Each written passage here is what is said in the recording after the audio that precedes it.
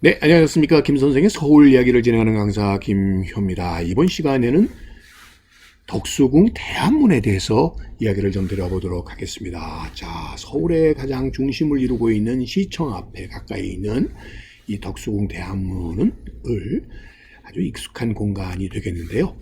자, 이 덕수궁은 여러분들이 잘 아시다시피 아관 파천 이후에 경복궁으로 완공을 하지 않고 새로운 궁궐로서 자리를 잡게 되게 된 것이 바로 당시의 경운궁이었습니다. 그래서 여기 써 있듯이 신왕성이라고 해서 새로운 왕궁으로 이렇게 자리 잡은 곳이 당시의 경운궁이 되겠고요. 경운궁의 정문은 지금 동그라미 표시가 되어 있는 바로 인화문이었습니다. 자, 경운궁의 정문이 되게 되는 것이 인화문인데 원래로에는 행궁으로만 쓰여졌었던 이 경운궁을 이렇게 새로운 왕궁으로 자리를 잡게 되면서 2층으로 만들어지는 이렇게 여러분들이 보시는 것처럼 새로운 황궁으로서의 거처에 걸맞는 이렇게 궁궐이 조성이 되게 되고 그에 따라서 정문으로 사용이 되게 된 것이 바로 인화문이 되겠습니다. 일반적으로 궁궐의 정문에는 다 될 화자가 들어가게 됩니다. 즉 백성들을 교화한다 라는 의미를 담고 있어서 경복궁의 광화문이나 창덕궁, 도남문, 창경궁, 홍화문, 경희궁의 흥화문 등 다 이 될 화자가 들어있는 것처럼 바로 이 경운궁의 경우도 인화문이라고 하는 현판을 달았었던 것이죠. 지금 이 앞에 보이시는 것이 지금 우리가 잘 알고 있는 대한문이 되겠고요. 자, 네모칸 안에 들어가 있는 것이 바로 인화문이었었던 것이죠. 그래서 당시로서는 정문으로서의 기능을 했었다는 것을 이런 기록들을 통해서 알 수 있는데 어느 순간 바로 이 인화문을 대신해서 대한문이 정문의 구실을 하게 된 것이죠. 그렇게 된 이유는 뭘까? 바로 이 환구단에서 바라다 본 대한문의 모습이 되겠는데요. 자, 이것이 바로 대한문이 되겠습니다.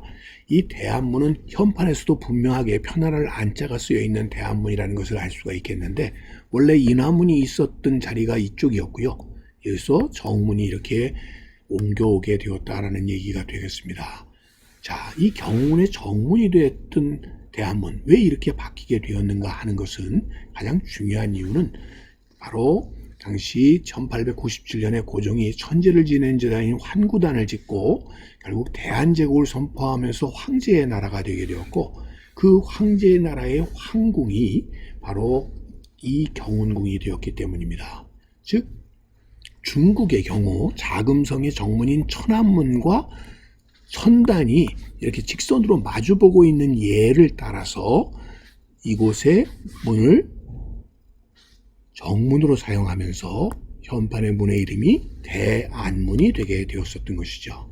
자, 지금 이 모형에서 보시는 것처럼 이것이 환구단이 되겠고 바로 이것이 대안문이 되는 것이죠. 이렇게 마주보는 일직선상에 있는 문으로 정문을 바꾸게 되었다라고 보시면 되겠습니다. 그랬다가 1904년 4월에 이 경복궁이 큰 화재가 일어나서 지금 사진에서 보시는 것처럼 건물들이 다 불타버리는 이러한 끔찍한 일이 벌어지게 되었고요.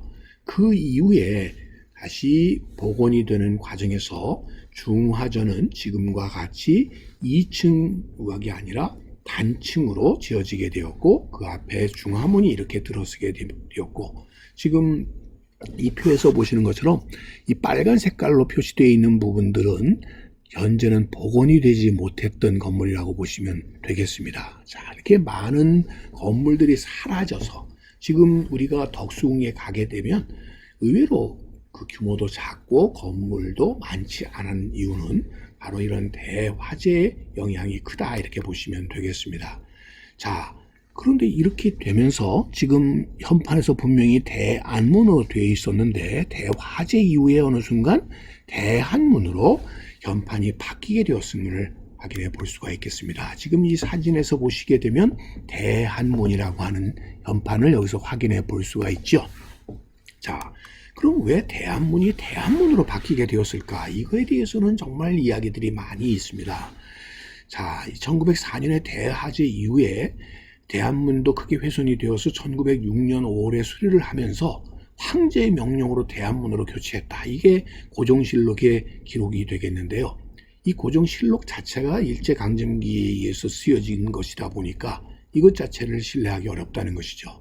더더군다나 천안문에서 유래를 했다는 바로 이 대한문이었는데 중국을 상징하는 한나라 한자를 넣어서 대한문으로 바꾼다고 하는 것 자체는 이치에 맞지 않는다는 거죠. 이것은 아무래도 청일전쟁을 승리로 이끌었던 일본이 을산의협을 체결하고 난 뒤에 이 중국을 무시한다는 의미로 이렇게 한자를 넣지 않았겠느냐 하는 이야기도 있고요. 또 한편으로는 이 한자가 무례한과 같은 이런 놈을 의미하는 뜻으로도 쓰이고 있어서 대한은 큰 놈, 즉 고종을 의미한다. 큰 놈이 사는 집 뭐 이런 의미로도 쓰여졌다고도 불렸었고요. 그러다 보니까 이 대한문과 관련되어서는 이 많은 논란과 이야기가 남게 되었는데 실제로 대한문으로 바꾼 이유가 이 장명의 이치에 따른 것이 아니라는 거죠. 그런 의미에서 이 고종이 세웠었던 대한제국이라고 하는 이 대한을 따서 나라 이름 한자를 따서 연판 자체를 대한문으로 바꾸는 것이 옳다. 그래서 지금도 대한문을 대한문으로 다시 고치자라는 주장이 나오는 단서도 이것 때문이라고 보시면 되겠습니다. 자, 이처럼 많은 이야기를 담고 있는 바로 이 덕수궁의 대한문은 해방 이후에도 우리들에 의해서 많은 훼손이 일어나게 되었으니 덕수궁의 담장을 이렇게 개방형으로 바꾼다, 도시미관을 선진화한다는 이유로 담장이 바뀌어지면서 뚱하게 이 담장이 뒤로 밀어나고 태평로가 늘어나는 과정에서 마치 섬처럼 도로 가운데에 대한문이 위치하기도 했었고요. 자, 그래서 이런 모습이 그래서 교통에 도리어 많은 장애가 된다라고 해서 결국은 다시 뒤로 물러나가게 되는 일들이 벌어지게 되었다라고 보시면 되겠습니다. 자, 이렇게 도로상이 있었던 대한문의 모습이 되겠고요. 자, 그러다 보니까 1910년만 하더라도 대한문 앞에 이렇게 월대가 분명히 있었다는 걸 확인해 볼 수가 있는데 그 자체가 사라져버린 현재의 모습이 되고 말았다는 것이죠. 자, 그래서 최근에 바로 이 월대를 복원하기 위해서 대한문 앞에 지금 이렇게 가림막이 설치되어 있는 모습을 볼 수 있고요. 자, 이렇게 해서 월대가 새롭게 복원이 된 대한문의 모습으로 다시 되돌아올 예정으로 되어 있습니다. 자, 오늘은 이 덕수궁의 정문이었던 대한문과 관련된 많은 이야기들을 꽃밭을 가꾸는 김 선생이 전해드렸습니다.